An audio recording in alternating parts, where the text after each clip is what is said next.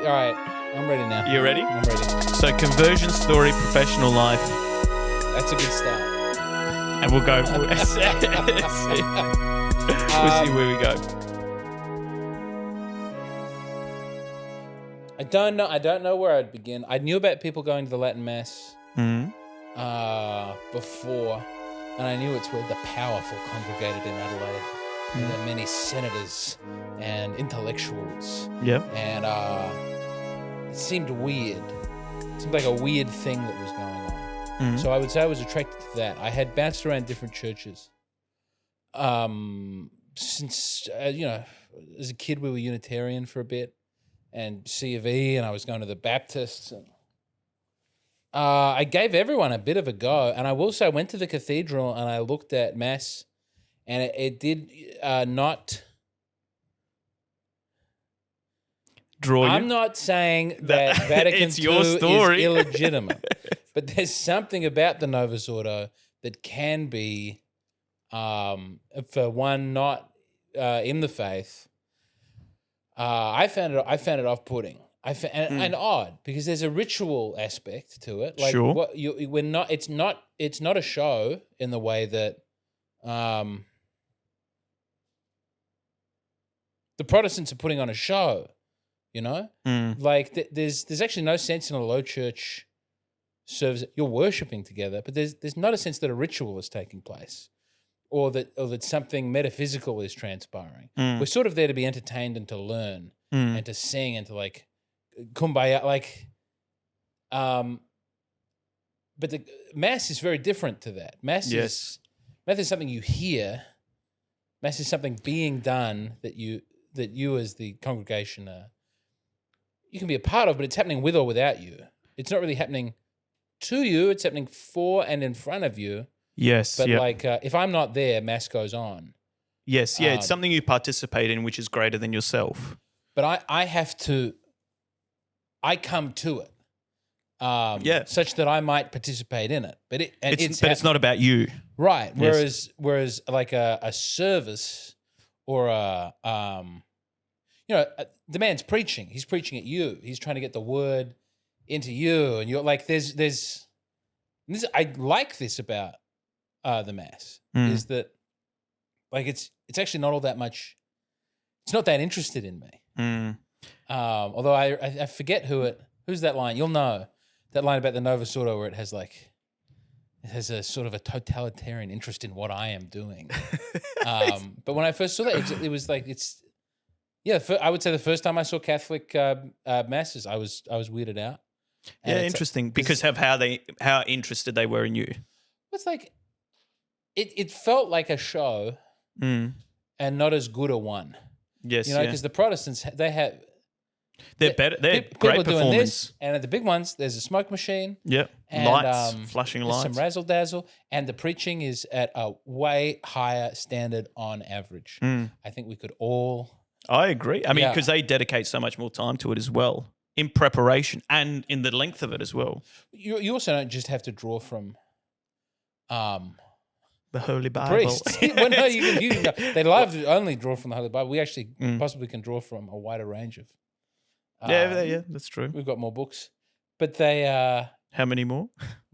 Is it? What do we do? Maccabees? We do Maccabees, Tobit, some of the wisdom literature. There's 7, I think. I kind of do Enoch a little bit. Well, do you know? I only discovered this recently. The Book of Enoch is in the canon, I think, of the Ethiopian church. Yeah. Yes, it is. Why can't we have the Book of Enoch? I haven't actually read it, so I don't know. The more I look through have you dabbled? Joe Rogan is a big fan of the Book of Enoch. He thinks it's a Neraphim. I don't know how to say it. But I would say in terms of the conversion, yeah. It's how much stock I put in the Book of Enoch. Specifically the Ethiopian Orthodox. There's no exotic Ethiopian tinge in your kind of a personality. Yeah, some of their music's fine. Yes. Miasophyte. Ridiculousness. Say it again. They believe in one nature, not two natures. Yeah, interesting. Do you know about this? The monophysites. Monophysites, am I saying this right? Monophysites, I think. But that Christ has a blended nature. Yes. And maybe this is a kind of a point of departure for another kind of topic. One of the things that really strikes me in terms of the the early church heresies, particularly with Christ, is the Arians, where it's half God, half man. And they would say it's a balance. And you hear this word all the time today. It's all about balance. It's like, no, well, that's actually a heretical point of view. It's fully God, fully man. That's the Nicene Creed. Is the Nicene Creed fully, or is it truly? Truly God. Truly. But in terms of, well, that's the Nicene Creed. Fully is paradoxical. Go on. Well, then you're full twice. If it's truth. Yeah, I'd have to look at the Greek. I don't know. I'm only thinking of. All right, I'll bring up the Greek. This was an R.C. Sproul point. Yes, yeah. Fully. Who I liked. As to your question, I mean, I don't. Trying to think how I would convey it. We started going along, and then we kept going along. I think we'd been trying to go along to something somewhere. Who's we? My wife and I. By that, well, my girlfriend there. Mm. But I do think, one has intellectual curiosities about a thing, and maybe is even like won over by some points. But unless you're embedded in a community, I don't see that would stick. Yeah, because I mean, you hear stories people reading their way into the faith, either books or online. Yeah, which is it seems like it's a solitary kind of endeavor. But at some point, there does have to be the relational thing. I mean, this is Pope Benedict's point that Christianity is not so much about an idea as about a person. And a person implies relationship ultimately with God. Yeah. As Father, Son, and Spirit, a familiar relationship in himself. He's a family. And that draws you into a broader community. What was the kind of, when you say community, what does that mean? Why do you think like you shifted from the intellectual curiosity to the community? I mean, I enjoyed going, and I knew people who were going. Mm. And then I think I went to Pauline's to just read about what was happening at the Mass. They didn't have there was a bookstore that's now closed down, and if you can believe it, they didn't have a whole lot of books about the Latin Mass at Pauline. Yeah. But Father Humphrey was there. It was the priest of that congregation, and I think I said to him, he said, "What are you doing here?" Or something. I said, "Oh, you're that priest." I said, he went, "Yeah. What are you doing here?" And he's not a warm man to strangers, I will say. And I think I said, "I'm trying to find a book to figure out what's going on in the Mass." And he said, "If you figure that out, you let me know." And he just walked away. And I was like, all right, that's an interesting guy. Like, at the very least, he's an interesting guy. Well, it goes back to what you were saying, that, you know, the novice order, you wanted to be, it was about you and you didn't like that. So this was certainly not about you. I don't mind it being a show. I just think if it's going to be a show, it has to be better. It has to be like the best show. Yes. And I don't think that that's our forte. If you're doing what is it? Is it doing the black and reading the red? Or do the red, read the black. Do the red, read the black. Mm. It's not there to be entertainment. Mm. And you can, like, certainly in Steubenville, there's like, they do, Americans love the Eucharistic adoration with a light show. Yes. But it's still like, it's flashing lights and bread. That's it. Or the body of our Lord. But like, it's not, I don't think a smoke machine helps. Well, it's interesting. A priest mate of mine in Melbourne, he was celebrating Mass within the context of a school, and someone in the school was like, "Oh, well, can we get the kids around the altar so they can see?" And he says, "What is there to look at? There's nothing here to look at." And he made a really good point. He says, "It's basically your point. It's not a performance. There's something." There's the mystery behind it, but there's the reality of it, I think, that needs to be communicated. I mean, I'm not saying bring back root screens. I'm not saying we have you're not? It's an idea. I'm a proponent of women wearing bigger hats. Yeah. I think women should wear big hats. Go on. No more mantillas. Mantillas? Get rid of them. Hats. That's the Western tradition. That's the English-speaking language tradition. Yes. Is church hats. And if we have enough church hats, then that will obscure what's going on up there. I like that. Yes. I'm with you there. Men wouldn't be distracted then. I don't know. Some of these hats. Well, by the hats, but not by the women. I mean, maybe there's some men are less distractible than I am. But it's. I mean, it's. The liturgy was important. Big. Yep. Um, I do remember something that when you were converting, something that you said to me that really struck me. You walked into a church one time and there was a statue and there was an old lady praying before this statue, kind of weeping, kissing it and venerating it. And what you said that was going through your mind was, this is either incredibly crazy or actually true. I don't remember saying that. Seems like the sort of thing I might have said. I do love to kiss a statue now. At the time, that seemed maybe more crazy to me. But now, I think we should kiss more statues. I don't like these Anglos not kissing. Well, it is really kind of what, you talk about the Catholic Protestant divide in Europe particularly. I mean, the idea of relic statues, veneration is very Italian. But even in Poland, we do it as well. We venerate. Spaniards do it. Spaniards, yeah. The romantic kind of French do it. Do they? French kiss. I believe so. I know they do a lot of kissing. More kissing, more rubbing and touching. I think there should be, I don't think that's bad. Certainly the Greeks. I've gone into a Greek Orthodox church and they're kissing like kissing everything. People are like good kisses. Well, it's also like pictures in picture frames. I'd never seen this before. And they they don't kiss, but I don't think they kiss icons though. I think I saw an icon kissed. Really? I could be wrong. Yeah, interesting. I saw some. Okay. I remember a picture frame with glass in front of it, and I remember an old woman kissing it. Yeah, interesting. That's really stayed with me over the years. And they were selling bread out front. Some bread? Someone was selling bread. Okay. The Easter was at the wrong time. I never spent a lot of... Yeah, they do celebrate Easter at a different... I thought about going. I thought about... Orthodox? Yeah. Okay. Because on some... I don't think we have great answers on a couple of points. And Which ones? We did add the filioque. I'm not saying it's wrong, but that is do we want to use the word innovation? Oh, look, I wouldn't say so much innovation because you can draw it from Scripture as well. I'm not saying it's not in Scripture, but it is. It was one way before. I think the problem with the Orthodox is more political than theological. I agree. With most of the Orthodox, yes. There are... Okay. Go on. Well, it's odd because I'm not trying to do a devil's advocate thing here. Yeah. Because I am obviously as a good Latin Mass Catholic revolted by the offering of the chalice of the precious blood to the congregation. Sure. But scripturally we get an instruction.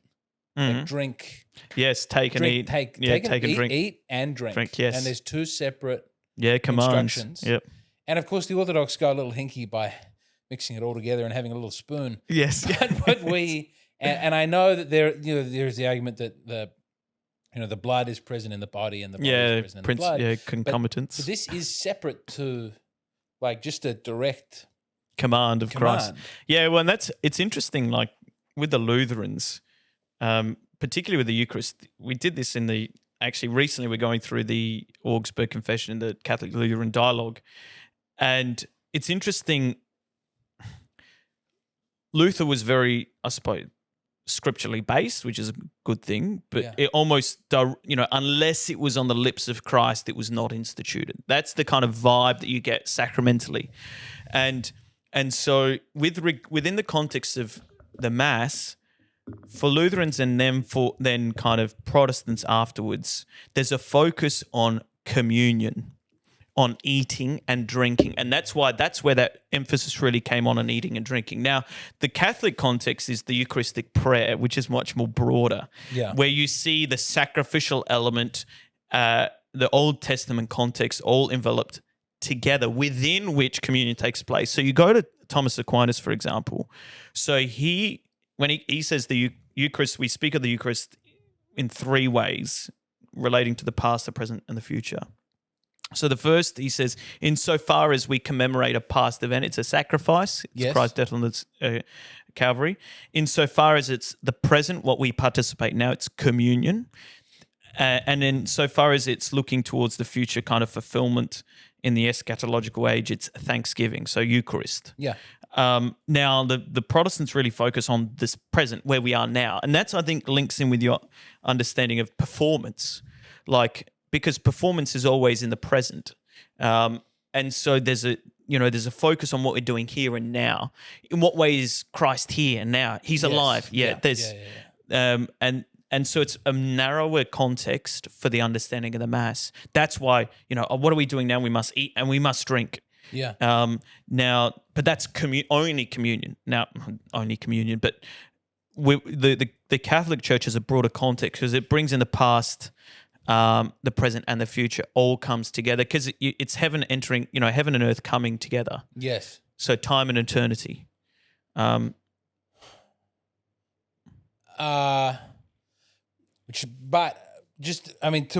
return, yes. all of which is very good. But it does seem that we're given scripturally a direct instruction. I agree. Yeah. And that was picked up kind of in the 60s with receiving from the chalice. Unless you're allowed to. I mean, I also understand that he is speaking to his priests. Yes, yeah. In which case, why do we do it? Why does the laity participate in? I mean, did the laity always participate in the Eucharist? Yeah, it's a good question. I think was the Eucharist always distinct from the agape? It was agape? What's it called? The love feast? Yeah. So I think that was it's a good question. I don't know the history very well, but my understanding was there were two separate events. And do we think that the tea and biscuits afterwards is a kind of sacrament? Well, I'll tell you, when I was in the southeast, there was one of these satellite towns I used to have mass. Yeah. And after mass, there was always tea and biscuits in the back. It was a tiny little church, and they used to get so excited. There was one chap during my homily, he'd always pull out the bulletin and just start reading. Aloud? Or just hanging out? Just hanging out. He would read it while I was preaching. Come communion time, he comes up, receives communion, he walks to the back, and as he's walking back to his seat, he goes to the urn and turns the urn on to boil the water. He's getting ready. He's pumped up. He's getting ready because, come the final blessing, he wants his cup of tea to be ready. So at our church, I am that guy. I kind of secretly admire this guy for his kind of audacity. I've missed. I've got rowdy kids, and I'm ashamed to say it, but when I drag them out, there's 10 minutes to go, but it's been going for an hour and a half. Yes. You got to drag them out. I'm first in line for the coffee. It's good. Which I have to remember, I'm bringing a Bailey. I have to drop off a Bailey's at the church. I spoke to the lady who does the tea and coffee. Oh, really? She said, should we Irish up the coffee? We have a little chat. She never lie. Nice. You and the coffee ladies. Boys gotten along with the coffee ladies. Yeah. They are the sweetest ladies. I got into a stoush with this coffee lady. I don't. No, well, not your coffee lady. When we turned up, I love her now. We get along. Mm-hmm. She loves me. She didn't like me earlier on. How did you woo her? We would smoke. We had a smoker's corner. How very dare you, James? I know. Well, it was also right by the door, so kids were running around, and there weren't as many people at the church then. There was like 200 there on a Sunday. And there was only one mass time. There were, and a lot of people wouldn't hang out afterwards. It wasn't a big. So there would be maybe like 80 people hanging out after mass, and then 20 of us were smoking by a door while the children were running back and forth. And then this was great. This was great. Community. Sit in the smokers' corner, easy to get to. And then one day, stickers appeared, no smoking in that area. And it was a huge. How very dare she? Oh, so I mean, led by a couple of embittered persons in the community. All the smokers went way over as a protest to the other side of, the aftermass area as a real like F you. Yes. Like, you're kicking us out of there, but we're not going to hang out near you at all. We're going to sit all the way over here. And then I believe that area was destroyed by building a playground. I think a playground was built to force people out of that area. And now there's just no. So you don't smoke anymore then, or? I've given up this year. This year? Really? I've given up nicotine. Just got to remember to. But then it's this lady who got rid of smoking in the community. She's the beginning of the end. This woman is like, how about you? Would you? But you'd not. Should we have brandy? Yeah. So I think we've been a good influence on each other. I've stopped smoking, and she's Drinking. on Easter Sunday Started drinking going Baileys. going to allow us to have Baileys after. That feels good. That feels right. That's our. Tit for tat. I think there's something to be said for the agape being. It's featured so early in the church. Is a big feast. So tell me more about the agape. Well, you know more than I. I'm a bit vague on the agape. I just think like hanging out and eating and drinking and having a chat afterwards is very important. And I've travelled enough over the last 2-3 years and seen enough. Not everybody does it. There's quite a lot of big parishes where they you get together and you have the mass and then everyone just goes home. I think that. Do you think it's a cultural thing? Yeah. So which cultures are pro agape? Well, certainly like in America, there's a pushback from some priests and bishops because they don't want it to be. They think it's too Protestant to have interesting like a big hanging out afterwards. So sometimes there'll be once a month maybe or twice a month, but I think you need it every week. Every week for like 2 or 3 hours. Yeah, well, it's funny. Like if you want, well, it's fun. The reason why people go to church is often community. Okay, it's not the best reason, but you work with what you got, and if that's drawing people together, then they come into church. Yeah. Like that's actually a good thing. So there are few occasions for conviviality in modern life. Yes, just running into people you don't really know very well, or friends of friends, and when everybody's there together, when there's an excuse for people to stand, you also want to build. I think about it a lot, but like having a book stand is so important. But does anyone read anymore? Doesn't matter. As a people aesthetic, can look at the books, talk to each other about. I suppose the we books. got a lot. I just went and I got this book. Like it's something about. It's something to talk about. Something to do. There's kids playing. There's it needs like you don't want to turn it into a market. You don't want to turn. You don't want a money changer there or anything. Yes. But I think it is important to just have like. Yeah, if you don't have a community, you don't really have a. Well, I mean, Christ even says, like, 2 or 3 gathered in my name, there I am. And there's a drive that, it is in relationality. And I mean, I'm sounding quite abstract and technical, but like, what does it mean if you don't have a neighbor to love?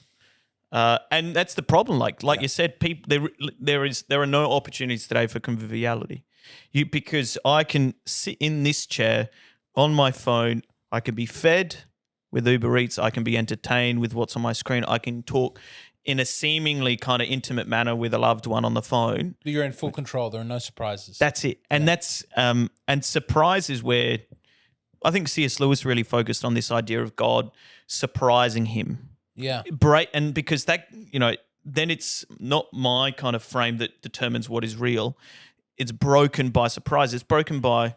Well, ultimately, it's the burning bush with Moses and the burning bush. Okay. That's an experience of beauty. That's an experience of something out of my purview that breaks in and actually reconstitutes and reshapes me. Yeah. And it's a threefold movement that happens. Balthazar's quite good on this. He says the first in the experience of beauty arrests you. It catches your attention. Yeah. And that's Moses is, there's a bush burning and yet not consumed. That's the first thing. His attention is arrested. But God does not speak to him until it says, Moses says to himself, I must turn aside to see this strange sight. And that turning aside is that kind of second movement. It's a reconstitution of yourself. So first is the arrest. You're stopped in your tracks. There's an awe, there's a wonder. Second, there's a reconstitution, a reframing of my orientation. And that's when God speaks, Moses, Moses. And that's where he reveals his name. But he doesn't until Moses literally converts, turns around. And then the third, he's sent on mission. Yeah. So that's the experience of beauty. That's actually the experience of every vocation. You're stopped in your tracks, you're arrested, your attention is stopped. You're reconstituted, you're reframed through the relationship with the other, which is that what you're saying with conviviality in the book stand. Yeah. That becomes an opportunity for that. And third, well, after you read that book, it's like... should be doing something. How's my life changing? Yeah. This is Joseph Conrad. Yes. Hero's journey. Yes. This is... And yeah, I think we try and get rid of as many of those things in our life as we can. Because it's dangerous. It's unpleasant. It gets in the way. You meet insane people. They try and destroy you. You can try and be open to I don't know. I'm coming back. Yesterday I did my podcast. I've been doing it in town. It's great to do it in town. I just talk to people in town. I'm just hanging out. What's your take on people in town? I love being in town. I love the train station, at the Central Market, whatever. When I'm like just having a nice time and walking around and there's pedestrians everywhere, it feels really good. And we tried to do it yesterday in the mall. Like specifically Tea Tree Plaza, like a mall. We went to Tea Tree Plaza. Shut down in seconds. Security guard comes over. This is all owned by the Westpac family. This is not a public space. So we go out front of the mall. We got kicked out of there. Really? And also, even before we got kicked out, there's no one to talk to. Everyone's like it's a fake. I don't know what the word I would use, but like Westpac, Westfield. These are not real public spaces. No, they're concocted. Yeah, and even, I mean, as simple things as lighting and temperature, like it is artificial. There's something not quite right. It's something it's really inhumane. Yes, and then they fall apart. Like I don't know if you've ever been to a dead mall. A sclerotic. Necrotic mall, but where everything is shutting down. Steubenville has one of the best dead malls. Yes, it's like a huge mall, and there's 4 businesses still going it, and everything else is shuttered, and the floor is uneven, and there are smells and damp and rubble. But they're still like charging on. The lights aren't on. No one's changing the lights anymore, so it's dark. Oh man, it's bizarre. But it's like I Am Legend. No, it's very spooky, and you can get good YouTube walkthroughs. But I think that's. I don't know. I want to get back. I don't want to go on forever, and I don't want to make a false tie back into what we were saying before. But there has to be something. Also, you don't want to overpraise authenticity, because that's, well, no, that can be a mistake. Yes, but I found something at the parish that I started going to that felt very.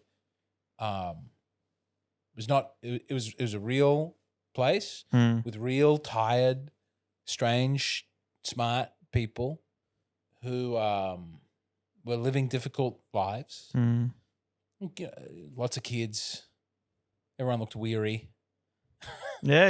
It's real. Yeah. And I found, and I've said this over and over again, but I did find when I was going to check out Protestant churches and the Baptists, and many nice people, and the megachurches and whatever, but people generally looked very dumb. There was something in their eyes that was not right, and it was. I think anyone who's being honest, who has seen, certain. You've been to Hillsong, you've been to Riverview, you've seen. There's you go. You've made your peace with things by making yourself small. You have a small interior life to help get through. When I walk around Coorong, I love going to Coorong. I love the Coorong bookstore. It's a great bookstore. Yeah, but there's a sense of the lobotomy in. No, I mean it's a vibe that I got where people seemed happy and pleased and with. So you're saying there's a superficiality to it. I would. It's I think it's a. There are some intelligent. This is what turned me off, because I wanted to go. I was reading the Bible. I was arguing with people. I don't know if I had the faith very deeply, but I felt that it was important to go to a church, and I really tried going to a lot of different Protestant CV churches, and there was this. It's beyond just seeming dumb, but there's some over and over again. It was I don't know if it's some sort of dishonesty. I don't know if it's a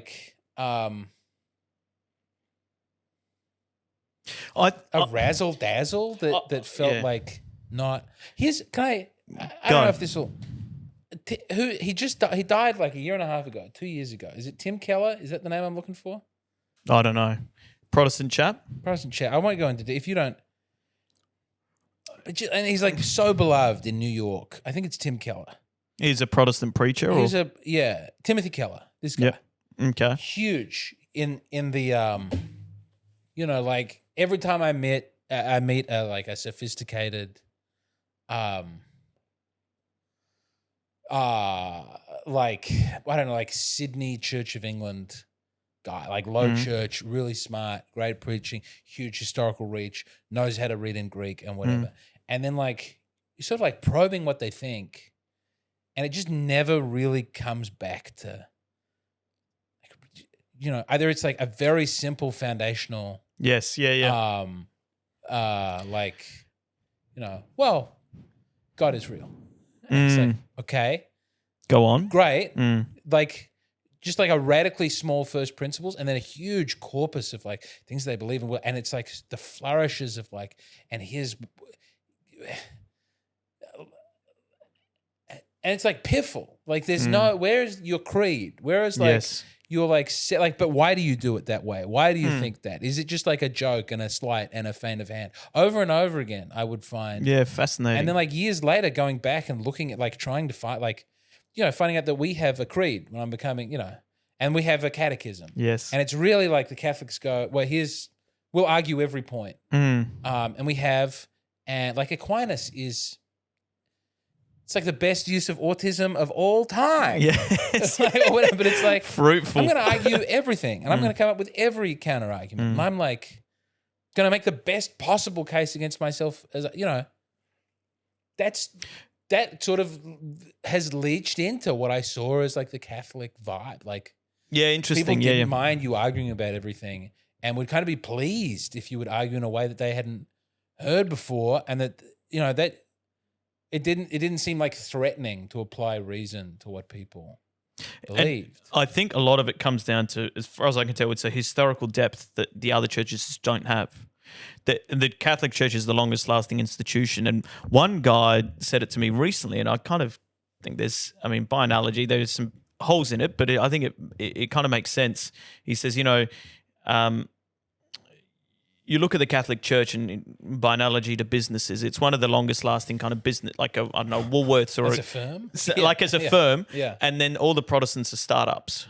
Yeah. And I think there was something quite helpful about that. So there was a conversion story recently. A friend was telling me, and he said he looked at a lot of churches. The thing that brought him to the Catholic Church was the capacity to reconcile complex situations. Yeah. And I think that's what the others don't have, because they don't have the depth, they don't have the history. Well, I think they don't want to. Because it's hard, because it's complex, isn't it? And and you can, and it's easier to go, well, it sounds like, and this is what I've heard from a lot of Protestants, who they say, oh, well, it sounds like you're more into ritual, that you're more Catholic, so just go to the Catholic Church, because that's a Catholic thing. Yeah. I found that in prison with prisoners that were becoming Catholic, and we'd go there once a week, but they had different denominational ministers come in. Yeah. And I had one guy come up to me, ended up baptizing and so forth, and he says, I was seeing the minister, and he said to me, I think it's better if you become a Catholic, because of the questions and the kind of, which is quite interesting. Kind of disappointing. It's like for him, that's to go like, well, this isn't for, the thing about Lutheranism is it's not for everybody. And I think this is the difference between goodness and choice. And I think this is particular to Catholics, that, from even just what you've said, it's not like it's not a question of what made you choose it. Yeah. It's not a choice. And I have this with my vocation. People ask, what made you become a priest? It's like, it's not something I choose. It's like God called me, and truth has me. Yes. And I'm convinced. And it's not like this is a myriad of choices. I choose this one. Yeah. It's goodness that attracts me from outside of myself. And that's the burning bush again. It's something that reshapes me. And it's not like going to a smorgasbord and picking, a bit of this, bit of that. No, some of it's a habit. And so I think also like there are lots of places that I'd started going to and started hanging out. And then for whatever reason, I didn't keep going. So it's like, what would have stopped me? What did stop me elsewhere that didn't stop me in going to hear mass? And I don't really when I look at I got stopped from being an evangelical Protestant attending person because I found that very annoying. People throwing these up, and I thought you were actually pointing to something. No, sorry. Just like literally that hand movement. Some of these people doing these, and it's like I just remember sitting there and watching, and going like, I'm not coming back. I'm not coming back. If that's what we're doing, I'm not. I don't like that. Yes, I don't like that. I'm not coming back. Or like, like it's not easy to get somewhere on a Sunday. Sometimes you don't want to, but I think also like having like quite quickly the Catholics will call and guilt you for not showing up. Like shame is pretty important. It's a great motivator. I mean, yeah, if people have a genuine, like someone going, you're a bit lazy, you should be coming along on a Sunday morning. Yeah, that's we need it. We do want people to help us not be like lazy in the mornings. People can take that to an extreme and be pretty unpleasant. We've all met people who are. Someone was saying recently that they, when they thought about God, they thought about when they thought they were hearing the voice of God, they just heard the voice of their mother saying, "I'm ashamed of you." That's pretty sad. sad. You've heard that. I don't know if you've heard. Well, it is sad, but it helped. Yeah, like you got them back in the door, and then things have developed again. And I don't think. I don't want that for my kids, but it's something.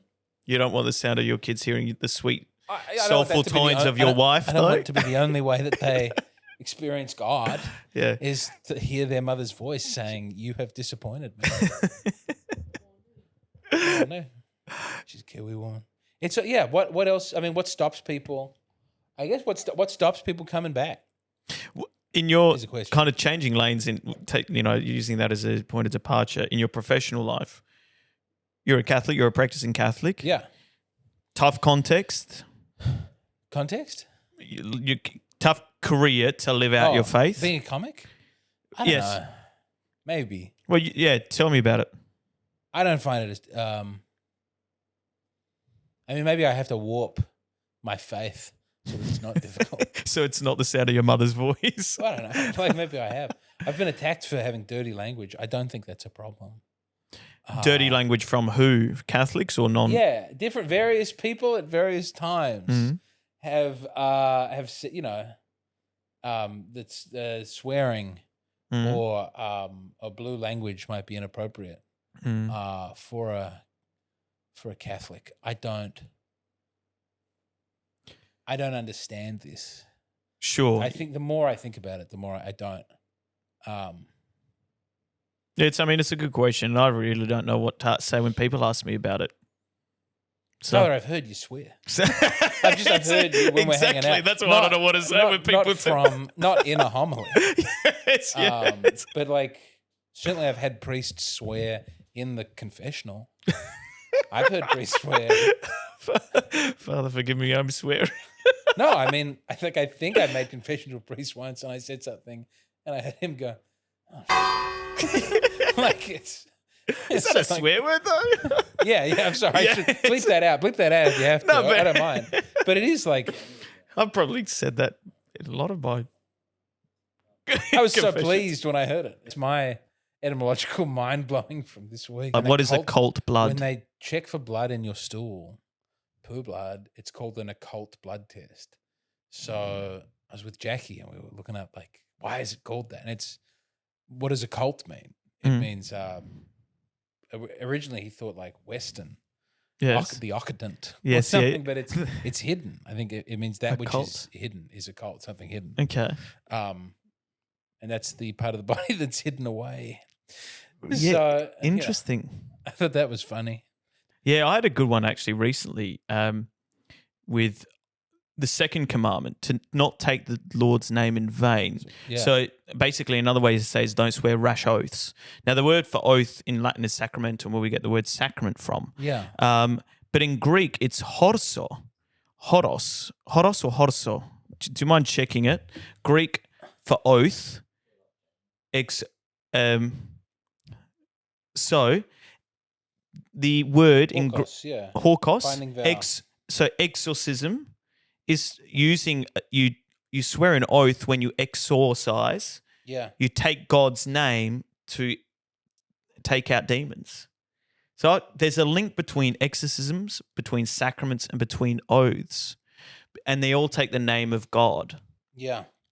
And the problem is, what's the second commandment? Is not, just swearing, this brings up our previous discussion about swearing, but it's taking God's name in vain. So swearing rash oaths. So basically, don't blame God for your own problems. So, divine punishment for oath breaking, mm, and that your word is important. I struggle with that. go on. I don't know. I'll say to my wife, I'll make the kids lunches tomorrow. And what I'm really saying is I love you and I want you to feel better. I don't really want to make those lunches. You know? It's just the shape that the words fall into. Yes, yeah. Having a feeling of an expression of love. And then I have to go and do the thing. So it's important maybe to be more careful with what I say. I'm sorry if any of this, do big edits if anything I say. I didn't mean to say that Protestants are all around, excuse me. Yeah, but it is like I'm preaching about this Easter is, you move from Holy Thursday to Good Friday, you move from words to deeds. Yeah. Jesus takes bread, he says, "This is my body given up for you." It's like, well, has he actually done that? It's like, no, not until Good Friday. And so, the words on Thursday are embodied then on Good Friday on the cross. Yeah. And it's like, well, and you could say, you have the same criticism of Jesus. It's like, does he actually love them? It's like, it's not like he's looking forward to getting crucified. He wants the cup to pass by him. Yeah. But happy to do it. Happy to do it when he has to. So are you, I'm sure, to pack your kids' I did lunches. Do it. No, I did do it. Well, that's it. I honestly did it. I just wish I hadn't said it. But I'm always doing it. I'm always telling people, I'll figure something out. I love you, blah, blah, blah. Well, you got a big heart. Yeah, I regret it later. Yeah, that's it. I wish it wasn't as big. But that's your thing with Protestantism, isn't it? It's not as kind of desirous. I mean, I want to be more specific, so I'm not rude. My issue is with it's not with mainline church, prots. It's whatever this megachurch thing. Really, yeah, sure. Well, the megachurch, you get lost in the crowd. You can. It can become impersonal. I found it thrilling. Mm. Like they have 1,000 people there in big cinema style things. Yep. Watching a big show, all hooting and hollering together. Like it's like being at the biggest cinema you've ever been at. And it's happening every Sunday. And they've got youth groups going on outside. They've got Sunday school, and there's 3 different age groups. And there's the paninis of it, and it's also such a cool manifestation of power. Like, look at this building. I love watching them get bigger. Yes, there's one on I think it's a Life Church or something, but it started out this size, and you go by and it's like, whoa, they got a new playground there. Whoa, they got another story. Yes. Because it's their money. So as they grow, they sow the seed, more grace. If they're not paying taxes. Yes. Preacher might be pulling down a pretty big salary. I don't know. He's not complaining. No, they're doing fine. I just meet almost no one who's doing it, who's in it. I've watched a lot of prosperity gospel stuff. And I enjoy Joseph Prince is so much fun. Who's Joseph Prince? He's the biggest Singaporese. You've never seen Joseph No. Prince? Just like crazy charismatic Singaporese preacher man. Joel Osteen was just like a short drive from where I was living. In Austin? But I never got on. I mean, I think it was in Houston or Dallas, but it would have been pretty easy to drive over and take one in. And I thought about it sometimes of like, that's an experience. Like, who doesn't want to go and see it? It won't fulfill my obligation, but like, it's weird to think that they're there. Yeah, that's fascinating. There's 16,000 people or whatever gathered. It's hard to fathom, really. It is how popular they still are in a lot of ways. But I suppose it's thrilling. Like, and there is an attraction to the thrill. It's also like a really smart person. I mean, these are articulate. I think a lot of people didn't go to college or haven't had a good teacher, but it is nice to be taught something and to feel like Yeah, you're getting somewhere. To show it's free. Yes, exactly. There's a community. You're entertained. Yeah, you feel like you're doing something moral by your children. I remember, man, there was a Lent like 5-6 years ago. It was really hard for me on the reading of, I think it's the second temptation of the power. power. It's like, man, You can do so much with it, can't you? I can do it. Yes. Just like that. If I was a Protestant, by now, Mm. I wouldn't You'd be be doing this comedy rolling thing in it. anymore. Yeah. I'd be so good at it. So tell me that trajectory. I want to kind of change lanes a bit from the faith to the profession. Yeah. Keep them separate. Yes, well, should we? Keep them separate. So you just come back from America. Yeah. You spent a little over a year there. Two and a bit. James's grand tour, Yeah. 2 years, a little over 2 years. 2 years, yeah. Joe Rogan, a couple of times, the Comedy Club. Great guy. Toured with Shane Gillis. Yeah.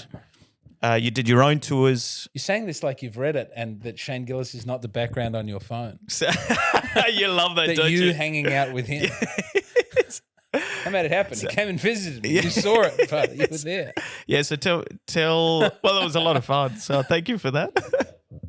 Well, what did you argue about with Shane on the private jet, Father? He's a good man. He's a good man. Shane was arguing that Judas was saved, and you were giving that a real hearing.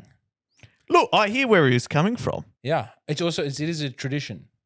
It's a long-standing, if questioned, tradition. Mm. I don't know the tradition well. What's the tradition? Well, I think it's more of a live question. That, like, Well, what's your take? Well, give Shane's take and give your better for take. him not to have been born is my. That's what I was trying to communicate, but that wasn't his take. What's the question of? I've heard you. I don't know where I heard you talk about this recently. I heard someone talk about this recently, but it's like that Judas's the irredeemable sin is not the betrayal, because there's a lot of betraying. Yes, yeah, no, what, and yes, it's his inability to accept forgiveness. Mm. Is that? Yeah, so my take, I think I said this to him. You got two portrayals of the way forward. You got Peter and Judas, both of which, I mean, one disowned him, the other betrayed him. Yeah. So both negative. It's the response after sin that is actually the question. Do we fall into despair or hope? And that's always the question when you come into contact with the ideal. The first movement is, or then it's like, depart from me, Lord, I'm a sinful man. When you come into contact with the ideal, you realize your own inadequacies and the fact that you're not the ideal. Yeah. And so, okay, well, does that build resentment then? Or does it build kind of this sorrow? For Judas, I think it's resentment. Now, it's not clear in the text. That's my reading of it. It's despair. Despair, sure. yeah. So. And that's the unforgivable. Yeah, that's the same thing. But going back to professional life, your grand tour. I don't know where I'm going to be or what I'm going to be doing. We're in a weird holding pattern. I don't know what's going on. Mm-hmm. I'm trying to figure it out. One must provide for one's family. Mm-hmm. But how much does one have to provide? Swiss boarding school? No. It would be wrong. So what are the next? Well, can you tell us where you've come from, where you're going? Oh. So you've come 2 years in America. So 2 years in America. Yes. What happened? I showed up very quickly. I was unemployed. We had no money.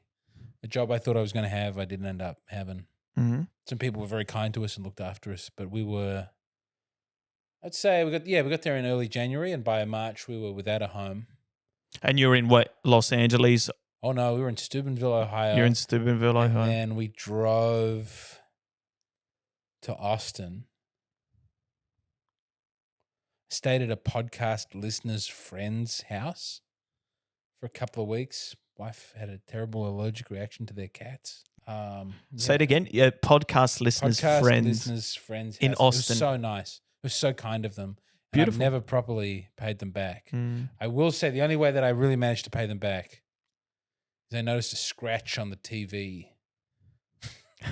As we were leaving, I thought, one of my kids has done. I thought like one of the kids has destroyed their TV. A memento. I looked up how much the TV was worth, and it's like $500 to get one like it. I can't believe it. And I couldn't remember if we'd scratched it or. So I wrote a thing like, "Hey, I'm so sorry. If we've put the scratch there, here's some money." And then later on, I found out that the scratch was already there, and I was panicking.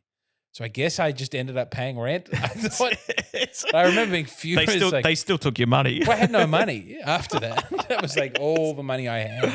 I got past it Joe Rogan's Comedy Club, the Comedy Mothership, and then just Shane let me open for him on the road because I'd met him in Australia. So that story, I love that story. When he came to Adelaide. Yeah. This was a few years beforehand. Yes. You saw him at the show. I didn't know who he was. I'd never seen his work. So how did you come across? Like you My just brother took me. My brother loves podcasts and comedy, but I was sort of out of it. So he took you, and I took my way backstage. Yep. And I asked if I could open at the next one. He did. He was so good. But I just my friend Rudy was opening, and I said, my brother wants to meet Shane, can you get me back there? And he said, yeah, all right. And I got backstage and we got along. And I said, can I open for you at the next show? And he said, all right, can you get to Melbourne tomorrow? Is it far? I lied and I said, it's not very far. I would spend all my money that I had at that time on a business class flight to get over because it was the only one available. And that went really well. And then someone said, you should ask if you can go to America. I said, it's quite embarrassing. You can't ask that. I said, well, just ask. So I did. And he said, yeah, sure, whenever you're over there. So we went out, and then eventually, one thing turns to, it's crazy. You ask in the door.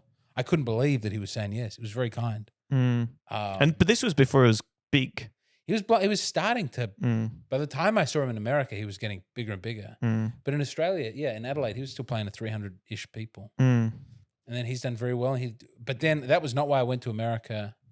I went for a different job. Yes. And that was just like very lucky and blessed that he would say, yeah, come and open for me. Because I had no plan. We didn't have the money to get back home. Sorry, I can't even talk about it. It's like, it's a genuinely horrible time in my life. I tried the people in Steubenville, like close personal friend, future friend of this show potentially. Mark Barnes was like, you write for New Polity, we'll pay you. And I was like, yes. Great. I just couldn't do it. I couldn't write. I was so flummoxed. Like we had no money. Betrayal. Talk about Judas. No. I feel like I'd mugged myself. Like it was very reasonable to fire me from the gig that I got fired from. I was a weird pick for it. You can't hire people to do a job if they can't do it. But like, I was like, what am I doing? Like, how? I've got kids. I got 3 kids. I've dragged 3 kids around the world for nothing. I better figure this out. But I will say also, so much fun to really stuff up so badly. Why? Everyone's because you got to have sorry for me. Yep. That was nice. I had a cool story. Everyone sort of agreed it wasn't my fault. That's not like if you do it on purpose. That is your fault. If through like bad living, I had like drugs or alcohol or infidelity or whatever, and my life had fallen apart, people would go, oh, it's awful. What an awful man. Yes. But especially in America, when you're like, I was chasing my dream and we hit a bad break, people go, well, you better come in here and let us cook you dinner. Like there's something about that people really, if you're trying and you've got your eyes open, I find that the Americans are more open to that. Yeah. So Shane was one person that was kind of incredible. Matt McCusker had me open for him. Adam Egert passed me at the comedy club. Mark Barnes gave us a place to stay in Steubenville. I said like Anna Freer flew over from Europe, I think on her way to Australia. She just stopped by to help us move all our stuff into the car. We didn't have anywhere to go.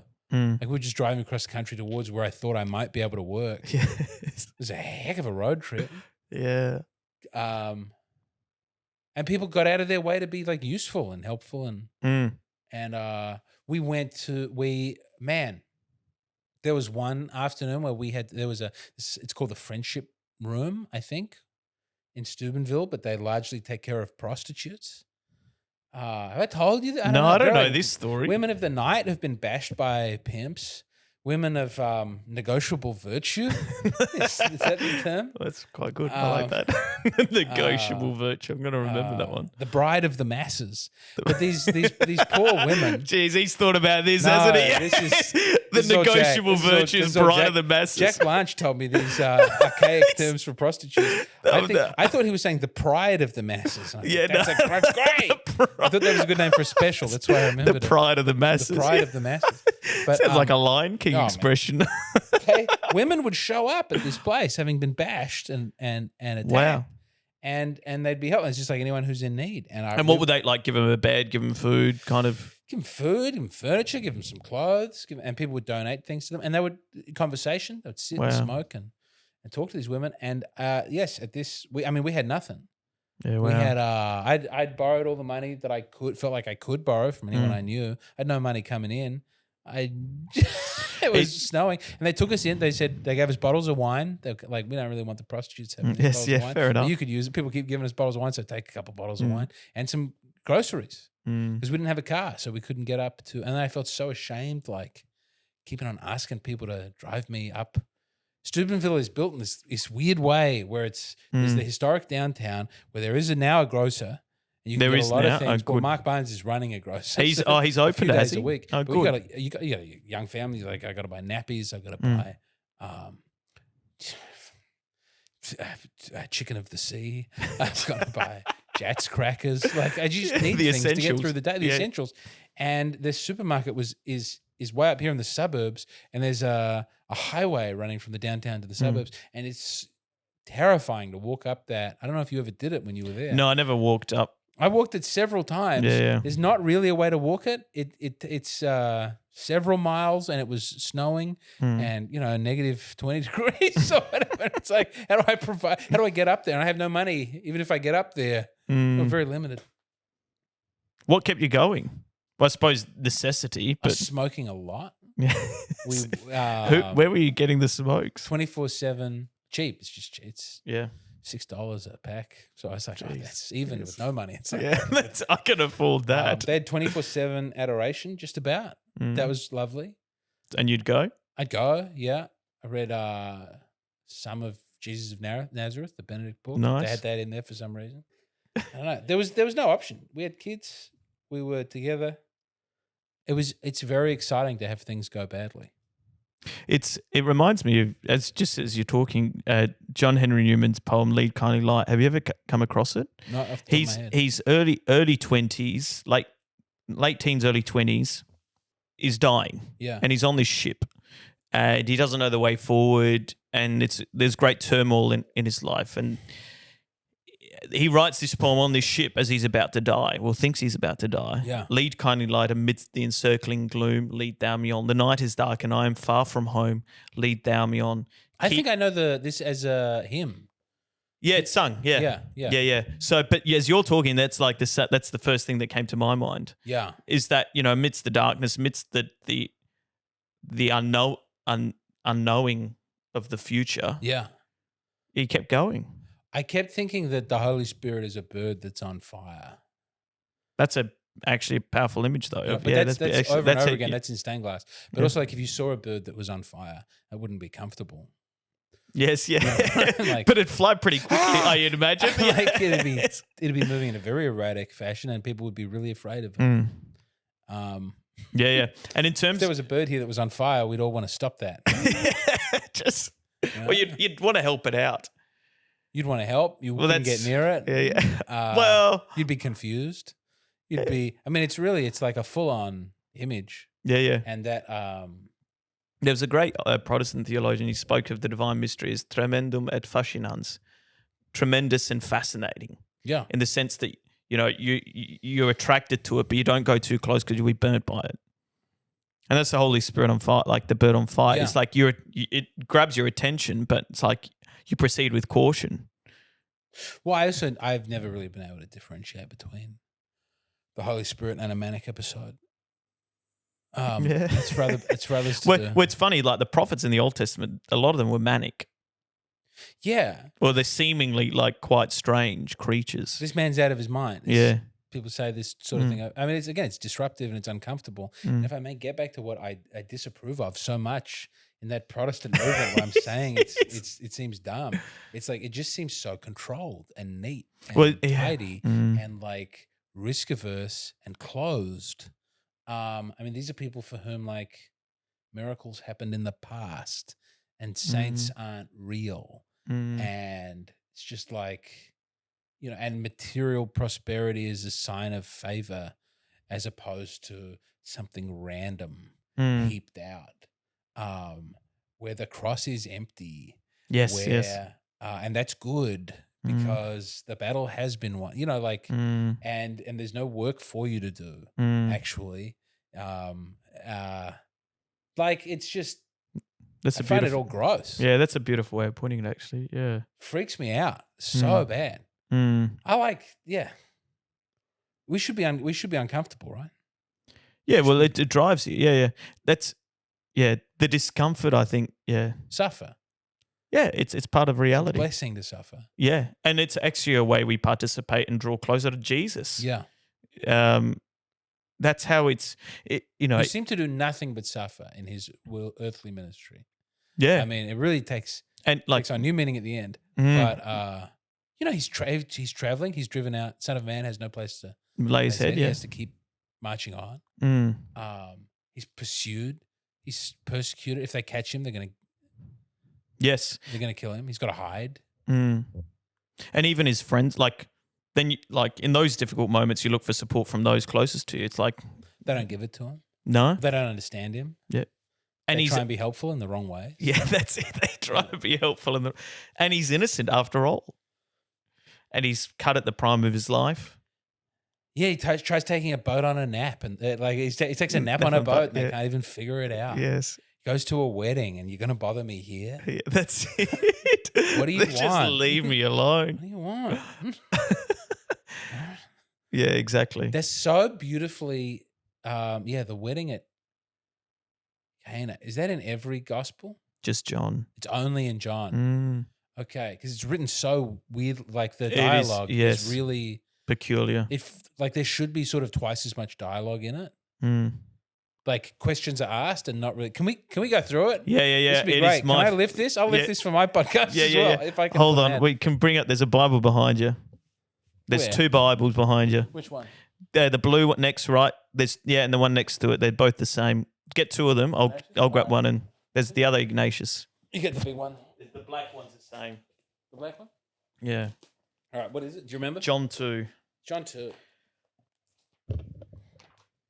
Yeah, this is, I think, a show. I think this should be a show. I've been pushing this to be a show. I was telling Jack, this is a show. Let's do it. All right. John 19. John 2. Do you want me to kind of break it down, or do you want to read it first? To cut to the. So the wine failed.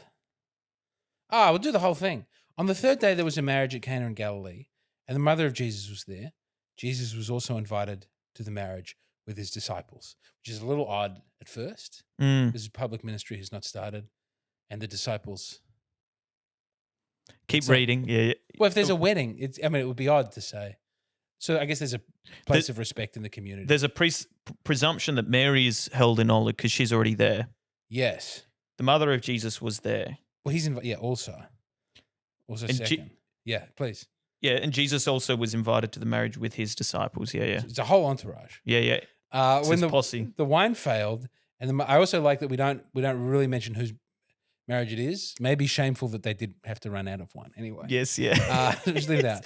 When the wine failed, the mother of Jesus said to him, "They have no wine." And Jesus said to her, "O woman, what have you to do with me? My hour has not yet come." So there's no. She doesn't say they need to have wine. She doesn't say, "Can you do something about it?" She just tells him that there is a problem. And this is she's speaking into the freedom of Jesus. Go on. She's making a statement which is an invitation of participation. They have no wine. "O woman, what have you to do with me? Tika moi." But they have no wine. Is it a statement into the free? I mean, he's saying she says she conveys a problem. Yes, she conveys a problem. Yep. And I guess we can assume into that by stating that there's a problem that she's looking for a way to fix it. Yeah. But that's scripture. It's just vacant. It's just all it is. There is no wine. And she just describes what is happening. There's no wine. Yeah, and also, dare I say, it kind of reveals a lot about the feminine nature. Do women want their problems to be solved, or do they want to share what's on their heart? I'm not a married man, so I'll leave that to you guys. Well, I think, but it's he has. But it's the son. He's assuming, And rightly so. I mean, he would know her heart. Yeah, because he wants to solve the problem.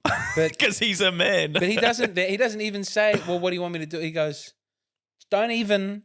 Yeah. Don't even. I don't want to over, But- sometimes people go, things can read as snarky, and then we must never read them that way when it's. Yeah, so I mean, talking. that's true. Like within this context, the Greek does not imply that the better translation is, what is that to you and to me? Jesus says to her, Mary says there is no wine. Yeah. And then his response is, well, why is that our problem, basically? Yeah. But then the next phrase is, my hour has not yet come. Now the assertion veils an assumption that when his hour does come, he will provide the wine. Yeah. Now there are four main elements of this hour.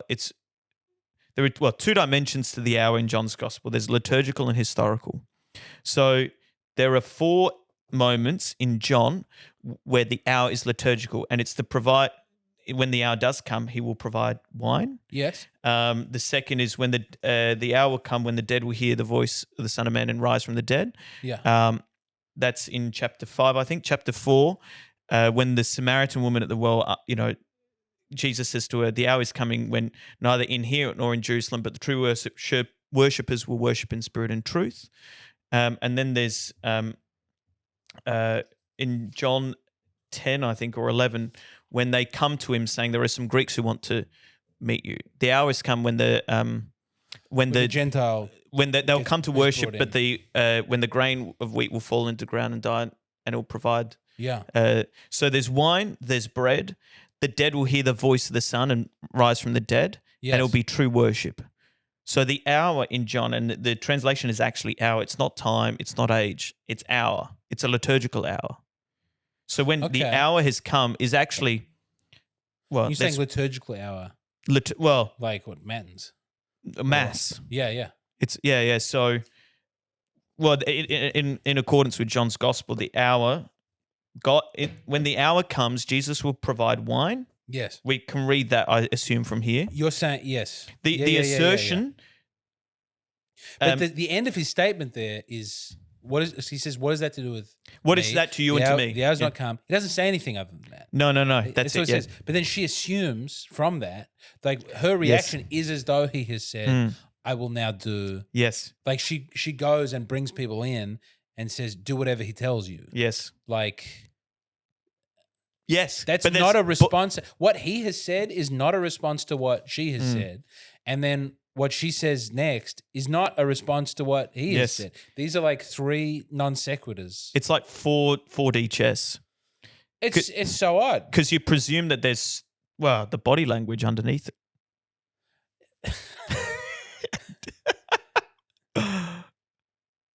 Go on. I mean, he's not ignoring her. No. She's not ignoring him. Well, they're talking to each other. It's things they say. No, it's just like, it's a really strangely. It is. Do you want to keep constructed- going? Well, then he does it. He does it. Yeah. You know. You don't want to go further?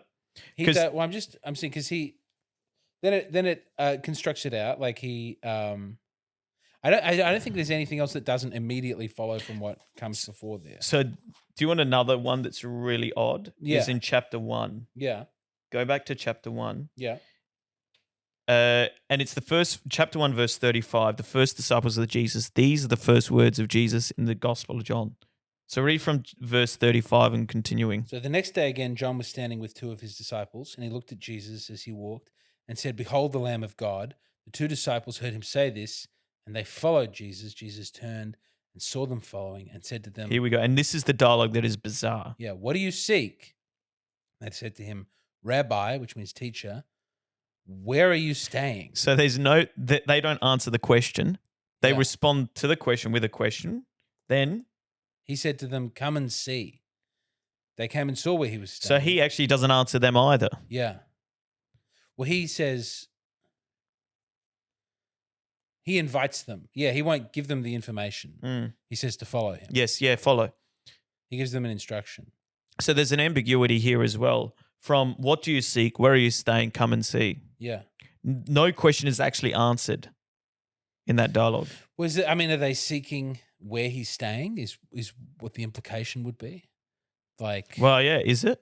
It can't be. Well, because it's John the Baptist that kind of points to Jesus beforehand. So it's what they're seeking is immediate.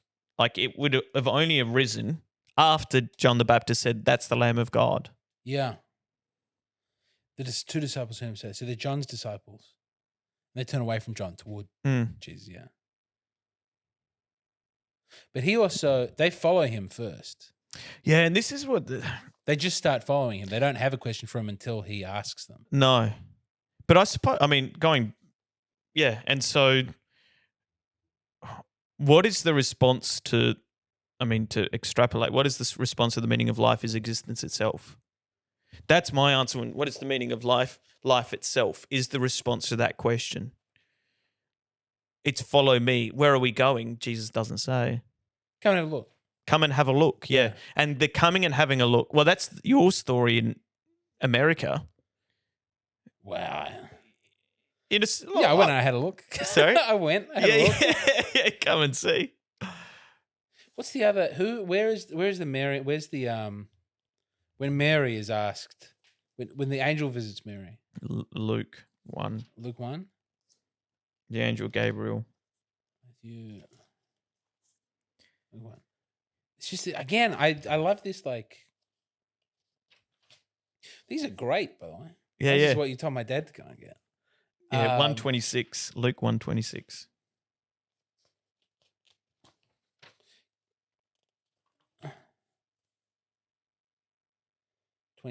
Luke 1:26, yeah. Yep. In the 6th month, you read. Well, he came to her and said, "Hail Mary, full of grace, the Lord is with you." But she was greatly troubled at the saying and considered in her mind what sort of greeting this might be. And the angel said to her, "Do not be afraid, Mary, for you have found favor with God. And behold, you will conceive in your womb and bear a son, and you shall call his name Jesus. He will be great." I don't want to skip here, but he gives the spiel.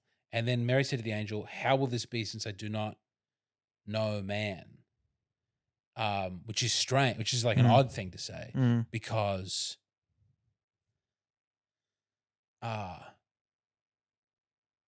she's engaged. Like this is so yes. So we think she's, as Catholics, we believe that Mary is ever virgin. Yes. This is not the belief of mainline Protestants. Yes, yeah. And in that case, it's a very strange question. If she's not, like, what's implied? Like, why wouldn't she?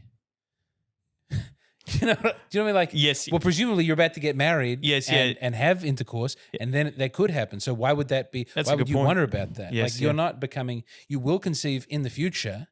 And she's got a woman who is engaged to a man goes, "How's that possible?" Like, and so I think it's who? It's not Luther. It's someone else. Who's the guy immediately after Luther? Calvin. Calvin writes this thing about, like, she's a young, confused woman. She doesn't know what she's saying. That's his explanation of why Interesting. she says. Yeah, I didn't know that. But so we believe Mary says a yes as well. Yes, yeah. And that's implied in the text. Well, it does come. Literal. It does come below. Well, she at the says, end, she's "I am the handmaid of the Lord. Let it be to me according to your word." And we say that's a yes. That's a yes. Yes, fiat voluntas tua. It's a fiat. May it be. May it be to your will. Yeah. She's like, she's not just permitting this to happen. She's agreeing that this should be, but like implied in that. At no point in the angel talking is he saying you have a way out. Yeah. Right? It doesn't seem like there's a question. Like, what is the question? Is there a question? Is there? Because we read it as a it's a statement to which she gives a yes. Yes, yeah, exactly. So it's in the Muslim retelling, she doesn't say anything. Interesting. But it goes back to what you said. Like, she picks that up then with Jesus at the wedding at Cana. She just has a statement, but it presumes that it's a question. Yeah. And this is a statement from the angel. Well, also, the angel waits around until she says it, and then after she says it, he leaves. Yes. It's odd that we include. Like, I guess we assume that he would have left at some point. Yes. Yeah. He's not hanging around forever. But do we? I mean, we don't have it when the angels depart, like at the birth, at the nativity. Yeah, that when they're singing "Glory to God in the highest," right? And then they depart though. Do we include their departure? Hold on. But do we? Of course they depart. But do we have? And the angels departed The birth of Jesus. in Matthew. No, it's Luke. Yeah, no, it does. Luke 2:15. When the angels went away from them into heaven. Wow. Okay, so that's something that just keeps happening in Luke is when angels appear, They depart again. yeah. But what about when is Joseph? Joseph has a dream. Joseph has a dream in Matthew. Oh, we don't get Joseph in Luke. No. Yeah, it's in 1 and 2. Yeah, look, Luke, end of Luke 1, it came in a dream. Yeah. But in Matthew, we don't have.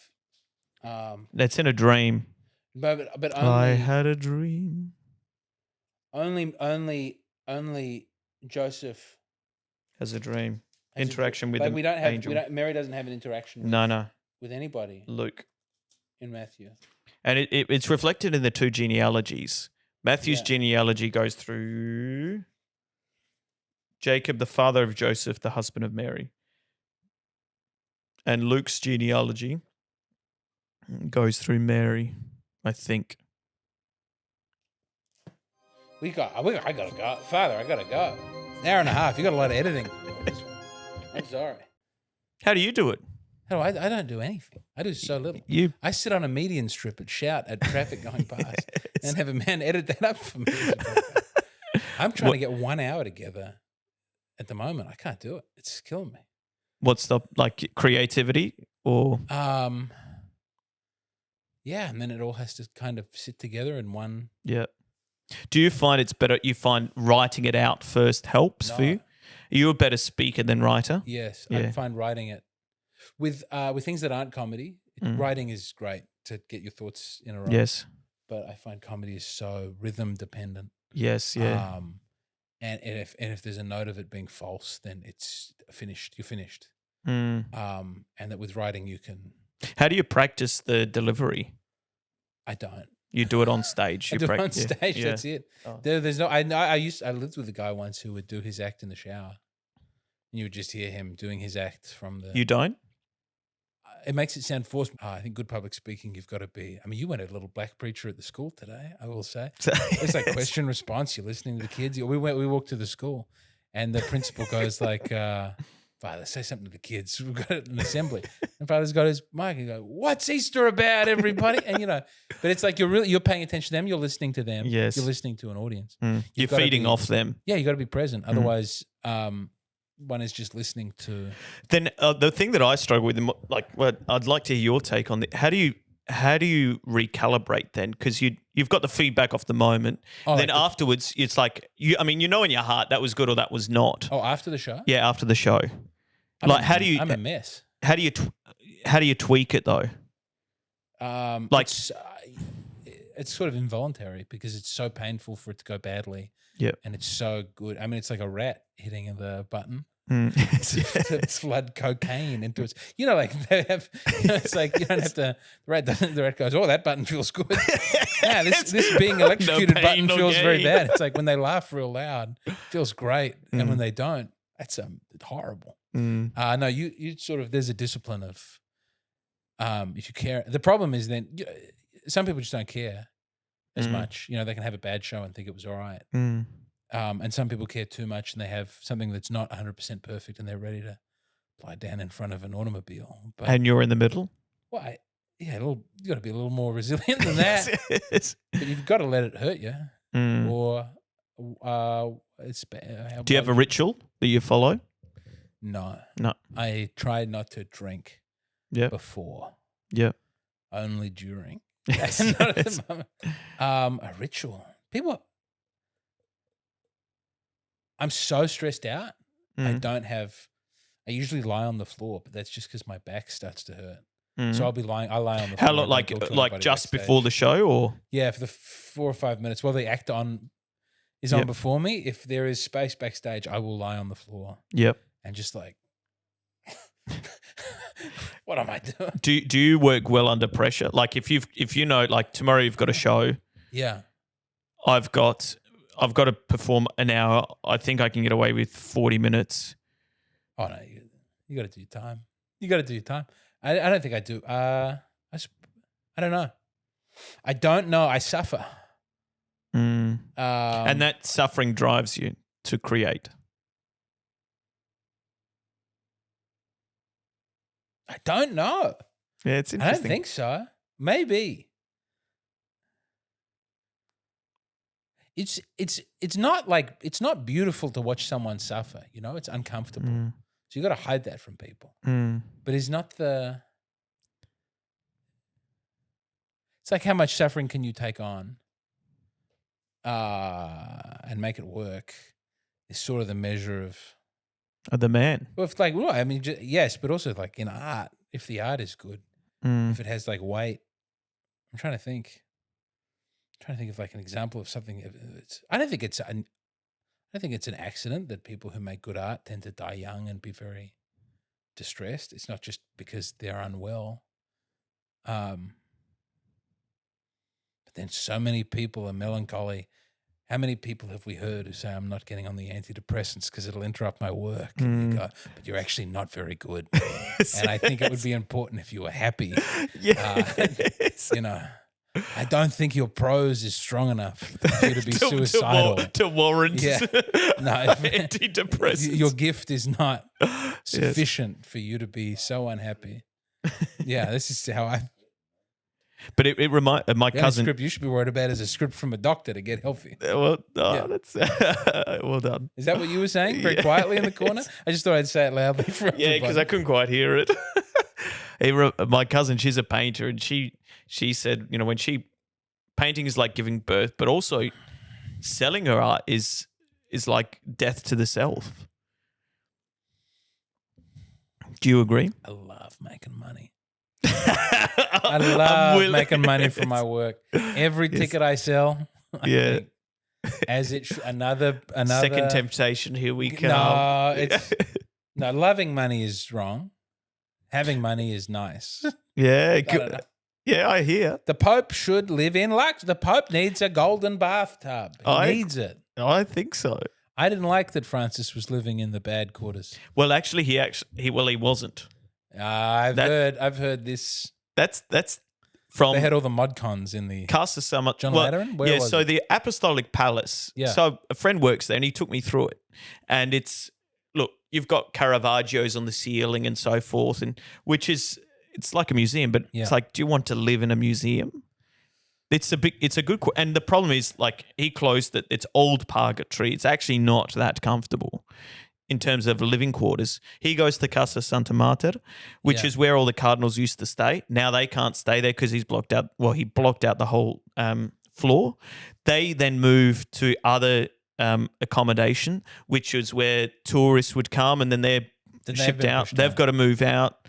So it's a whole flow-on effect. I mean, They've got to take some more land from the Italian government. Well, why did they? Was it 1927 the Latin treaty?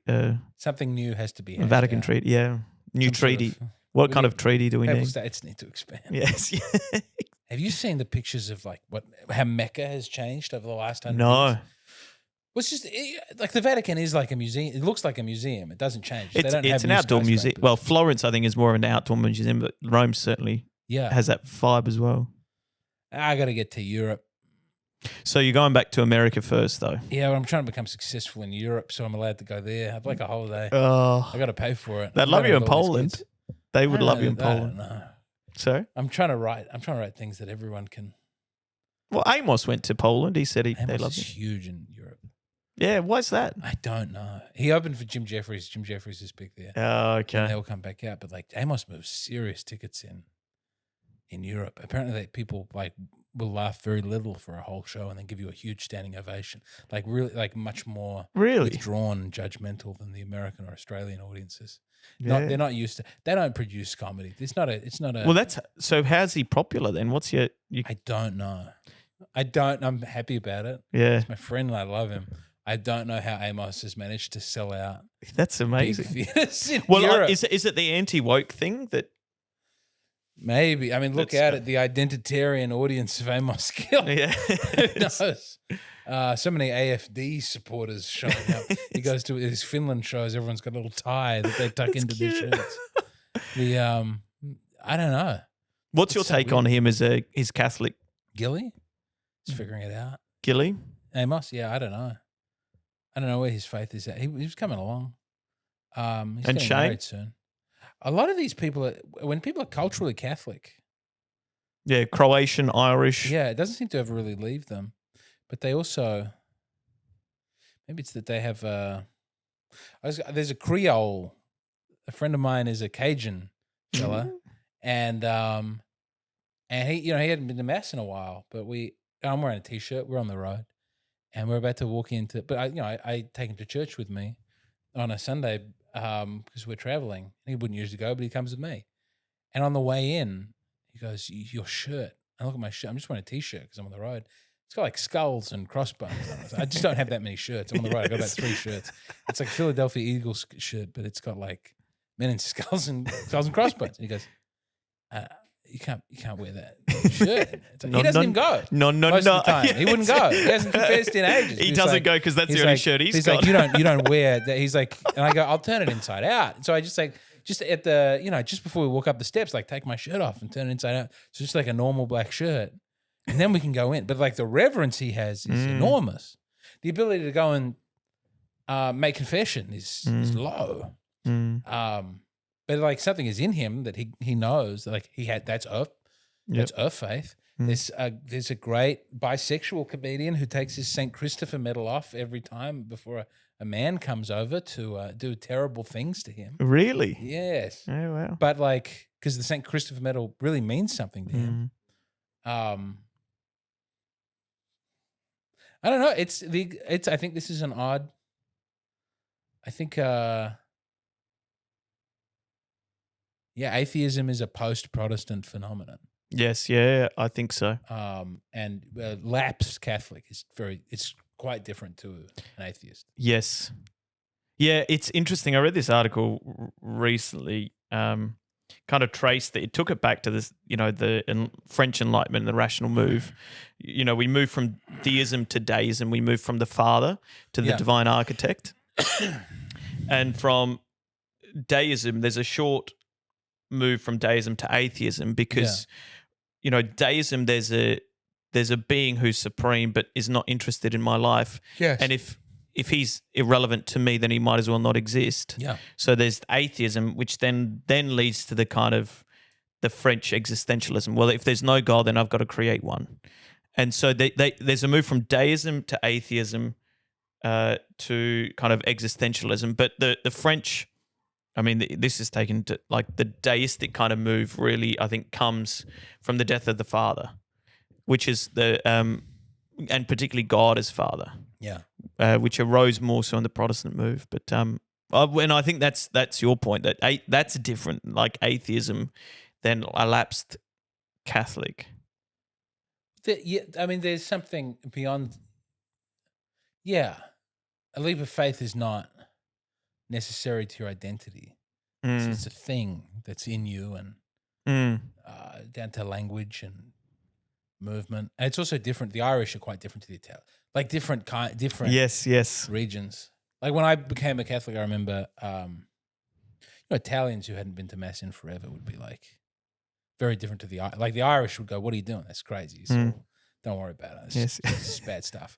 And the Italians who hadn't gone in forever would be like, "Hey, pray for me. My nonna, she's very." It's like they were just like, so like, it's like you're joining the team. It's the winning team. Yeah, it's very true. It's like no Church of England people. Like you're joining the Church of England. Yes, mate. That's sick. Bro. Come on in. Yeah, that's King Anne country, brother. Like there's When you brought up swearing, I thought. You got a big edit. You got a big edit. One more thing. I don't want to cut you short, but hour and a half. I gotta go. We've got places to be. My kids are back from the They school. People are cool. Hold on. Oh no. You right? Yeah, my wife says the power bill's insane. Whoa. You don't want that. It's crazy. Anyway, how much? Oh, Father, I gotta go. God bless. God keep you. May the road rise up to meet you. Some wind yours back.